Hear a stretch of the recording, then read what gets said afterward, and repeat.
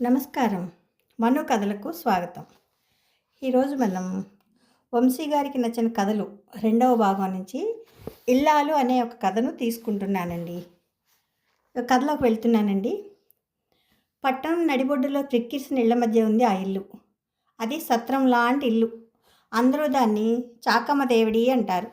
ఈ ఊర్లో అద్దె కొంప కావలసిన వారు చాకమ్మ దేవుడిని తడిమితే చేటంత చోటు దొరక్కపోదు. తెల్లవాని కాలంలో అది ఒక బందిఖాన. ఇప్పుడు నల్లవాని ఏలుబడిలో కాపురాల ఖానాగా మార్చుకొని కామందు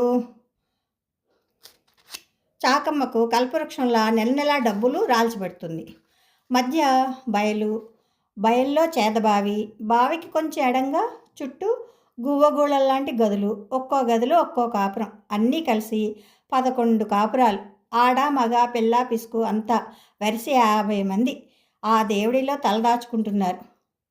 గోడుగంత గోవర్ధనికి కింద మొత్తం గొల్లపల్లి ఒదిగినట్లుగా వానాకాలంలో పిసపిస, ఎండాకాలంలో ఒరుసుకుంటూ తప్పుకుంటూ శాపగ్రస్తుల్లా ఒద్దికగా కాపురాలు చేసుకుంటున్నాం. కుడి చేతి పక్క 4వ గడిలో నేను, సుభద్ర, పెద్దోడు, చిన్నోడు, చంటిది, వెరసి 5 మంది 5 ఏండ్లుగా ఉంటున్నాం. ఎండాకాలం రాత్రుల్లో భోజనాలు అవుతూనే గబగబా గూళ్ళ నుండి వెలికి వచ్చి బయల్లో బావి చుట్టూ పక్కలు వేసుకుని పడుకుంటాం. ఆ రోజు రాత్రి 9 అయింది. ఒక్కబెడుతుంది. పేరుకు కూడా గాలి లేదు. సన్నాపన్నా గాలి ఉన్నా కాళ్ళు ఈడ్చుకుంటూ సందులు దాటి ఆ గొంతులోకి చొచ్చుకు రాలేదు. చంటిదానికి అమ్మవారి పోసింది. గది ముందు వరండాలో ఉయ్యాల్లో పొర్లుతుంది. నేను చెయ్యి కడుక్కుంటూనే చాపాదిండు తీసుకొని బావి దగ్గర బయల్లోకి వచ్చేసా. గుంట చుట్టూ కప్పలు చేరినట్టు అప్పటికే అక్కడ చాలామంది మగవారు బావి చుట్టూ తమ తమ తావుల్లో పక్కలు పరుచుకొని ఒక్కగా విసురుకుంటూ చుట్టలు సిగరెట్లు ముట్టించుకుని బాతాకాని సాగిస్తున్నారు. అక్కడ ఎవరి చోటు వారిదే, మరొకరు ఆక్రమించుకోరు. ఆయా కుటుంబాల వాళ్ళు తమ తమ తావుల్లో అట్లా సర్దుకొని పడుకుంటారు. అప్పటికి అక్కడ పడక వేసుకుని సిగరెట్ కాలుస్తూ కూర్చుని ఉన్న రామ్మూర్తి, రండి మాస్టారు, భోజనాలు అయ్యాయా అంటూ ఆహ్వానించాడు నన్ను చూసి. ఈ వేడికి అన్నం ఎక్కడ సహిస్తుందండి, ఒకే దగదగా ఉంది, నీళ్లతోనే సగం గడువు నిండిపోయింది అంటూ వెళ్ళి రామ్మూర్తి పక్కన కూర్చున్నాను. రామ్మూర్తి సర్వే ఆఫీసులో పనిచేస్తున్నాడు. ఈ ఊరికి ట్రాన్స్ఫర్ చేయించుకొని వచ్చి సుమారు 4 నెలలైంది. ఇల్లు దొరకనందున భార్యను బిడ్డను పల్లెలో బావమర్ది దగ్గర వదిలి ఇక్కడ హోటల్ కూడా తింటూ గృహాన్వేషణ సాగించాడు. కాలికి బల్పం కట్టుకుని అదే పనిగా వెతగ్గా కడకు చాకమ్మ దేవుడిలో గువ్వగూడంత చోటు దొరికింది. బతికాండ్రా దేవుడా అనుకున్నాడు. మరుదినమే పల్లెకు పరిగెత్తి వెళ్ళి భార్య బిడ్డను తెచ్చుకున్నాడు. వారు వచ్చి వారం రోజులే అయింది. ఇద్దరం సిగరెట్లు కాలుస్తూ కూర్చున్నాం. ఎట్లా ఉంది ఇల్లు? కొంచెం ఇబ్బందిగా ఉంటుందనుకుంటాను అని మాట వరుసకు పరామర్శించాను. ఊరూరు తిరిగే ఉద్యోగులం, సౌకర్యాలు ఎక్కడికని ఈనాటికైనా ఇంత చోటు దొరికింది. ఇదే 10,000. నాకంటే మా ఆవిడ మహాసంతోషంగా ఉందండి. ఏదో అంతఃపురానికి వచ్చినట్లుగా ఆవిడ సంబరపడుతుంది. ఇన్నాళ్ళు విధి లేక వాళ్ళ వదినగారి దగ్గర వదిలొచ్చానా, ఆమె వీరిని పురుగును చూసినట్లు చూసిందట. చెట్టు కిందైనా ఇంత కూడు వండుకుని పడి ఉంటాను, ఇక్కడ ఈసడింపులు పొడుపులు పడలేకుండా ఉన్నాను అంటూ వారానికి ఉత్తరం రాసిందంటే నమ్మండి. ఆ వదినగారి నీడ వదిలి ఇక్కడికి వచ్చినప్పటి నుండి మా రుక్మిణి మహదానందంగా ఉందండి అంటూ చెప్పుకొచ్చాడు రామ్మూర్తి. అలా పిచ్చాపాటి సాగిస్తూ చాలాసేపు గడిపాం.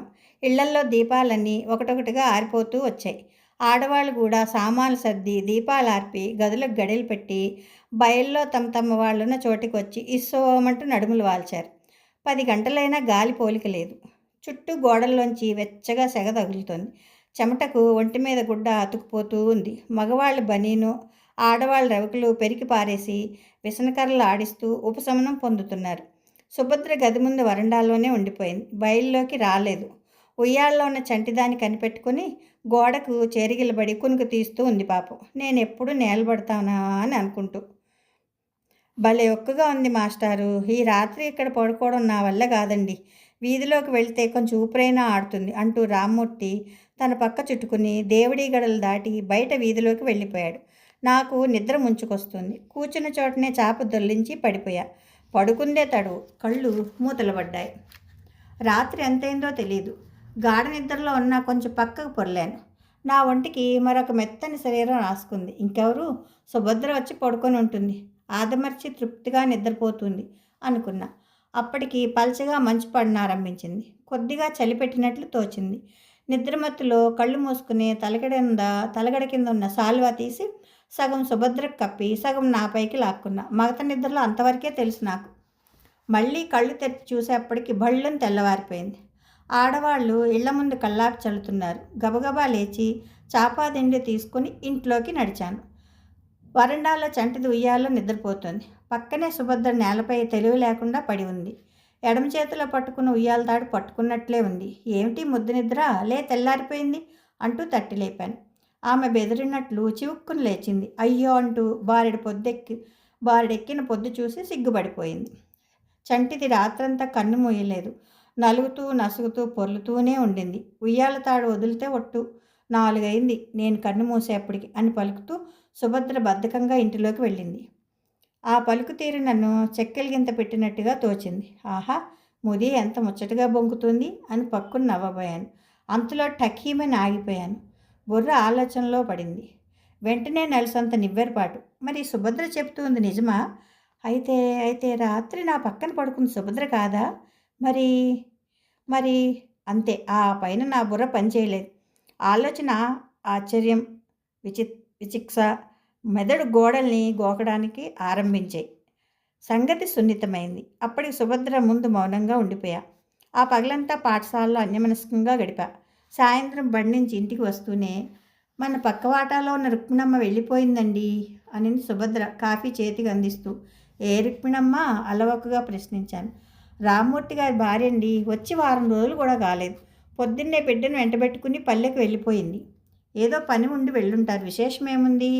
అది కాదండి, చెప్పా చేయకుండా చప్పున వెళ్ళిపోయింది. రుక్మిణమ్మ చాలా మంచిదండి. 4 రోజులు నాకెంతో సాయపడింది. బాగా కలుపుగోలు మనిషి. జబ్బుతో ఉన్న మన చంటిదాన్ని ఎంత బాగా చూసిందని పొద్దున్నే బస్సుకు వెళ్ళిపోయిందట. అలాంటి సౌజన్యం గల పొరిగింటావిడ వెంటనే వెళ్ళిపోయినందుకు సుభద్ర నొచ్చుకుంటూ చెప్పింది. సుభద్ర చెప్పింది విన్నాను, కొంత తెలుసుకున్నాను. కాఫీ తాగి మౌనంగా బయటికి వచ్చాను. రామ్మూర్తి ఆఫీస్ నుంచి వస్తూ ఎదురుపడ్డాడు. మనిషి చికాగ్గా అనిపించాడు. నన్ను చూసి అన్నాడు తనలో తాను వదులుకున్నట్లు, ఈ ఆడవాళ్ళు భలే చిత్రమైన వాళ్ళండి. వాళ్ళ మనస్తత్వాలు అర్థమై చావు. మచ్చుకు చూడండి, మా ఆవిడ బుర్రలు ఉన్నట్లుండి ఏ పురుగు తోల్చిందో. నేను ఈ సత్రం కొంపలో ఒక్క క్షణం ఉండలేను. పల్లెకి పోతున్నా. వేరే ఇల్లు దొరికినప్పుడు జాబ్ రాయండి, వెంటనే వస్తాను అని చెప్పి పొద్దున్న లేస్తూనే బిడ్డను చంకనెట్టుకు వెళ్ళిపోయింది. ఈ దినం ఇల్లు బాగాలేదని చక్కాపోయింది. ఈ ముదనష్టపు ఊళ్ళో మరో ఇల్లు నేను ఎక్కడని వెతికి చావను అంటూ వాపోయాడు ఆయన నా ముందు. విన్నాను. మౌనంగా తప్పుకొని వెళ్ళిపోయాను. ఆ రాత్రి నాకు నిద్ర పట్టలేదు. వెళ్ళి వీధి అరుగు మీద ఒంటరిగా కూర్చున్నా. వెళ్ళిపోయిన రుక్మిణమ్మను గురించిన ఆలోచన నన్ను వికలచితుడిని చేస్తోంది. రుక్మిణమ్మ తటాలన పొద్దున్న మరొకరికి మొహం చూపించలేక వెళ్ళిపోయింది. కారణం మనసుకు వచ్చి తెలుసుకొని మరీ కుంగిపోయాను. అయినా ఈ రహస్యం ఎవరికి చెప్పను? ఎట్లా చెప్పగలను? సుభద్రకు చెప్పలేను, రామ్మూర్తికి చెప్పలేను. కడకు నేను సైతం మనసుకు తెచ్చుకోలేను. అది ఆ తల్లి పట్ల అపచారమే అవుతుంది. అప్రియమైన సంఘటన అలా అసంకల్పితంగా జరిగిపోయింది. ఈ దుర్ఘటనకు నేను కారణమే కావచ్చు, కానీ నేనుగా ఎరిగి ఏ దోషమూ చేయలేదు. ఇంతకు నేను చేసిన తప్పు? నిన్న రాత్రి రామ్మూర్తి మామూలుగా పడుకునే చోట బద్దకించి నేను పడుకోవడే, మరిచి నిద్రపోవడమే. రుక్మిణమ్మ ఇంటి పనులన్నీ ముగించి పొద్దుపోయాక అలసటతో వచ్చి మామూలుగా భర్త పక్కన మీదకు వచ్చి మేను వాల్చింది. ఆదమరిచి నిద్రపోయి ఉంటుంది. వేకునే లేచినప్పుడు నిజం తెలుసుకున్నప్పుడు నిలువునా కూలిపోయి ఉంటుంది. మగనాలి మళ్ళీ మొహం చూపెట్టలేక పొద్దున్నే ఇల్లు విడిచి వెళ్ళిపోయింది. ఆమె ఇల్లాలు ఆ విధంగా మొగం దాచుకుంది. కథ సమాప్తం. ఈ కథ మీకు నచ్చితే లైక్ చేయండి, షేర్ చేయండి, కామెంట్ చేయండి, సబ్స్క్రైబ్ చేసుకొని నన్ను ఎంకరేజ్ చేయండి. ఉంటానండి. ప్రేమతో మీ మను.